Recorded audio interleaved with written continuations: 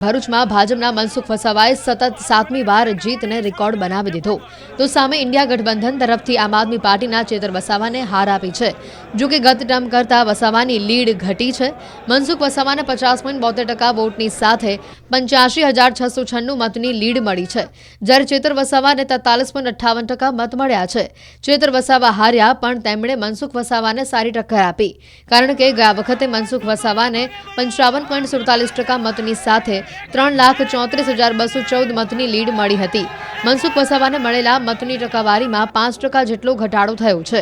News 18 Gujarati સાથે એમણે ખાસ વાત કરતા જણાવ્યું કે કોંગ્રેસ અને આમ આદમી પાર્ટીએ ખોટા મુદ્દા ચલાવ્યા અને ઝઘડિયા અને ડેડિયાપાડા વિસ્તારમાં નેગેટિવ પ્રચારને લઈને નુકસાન થયું છે।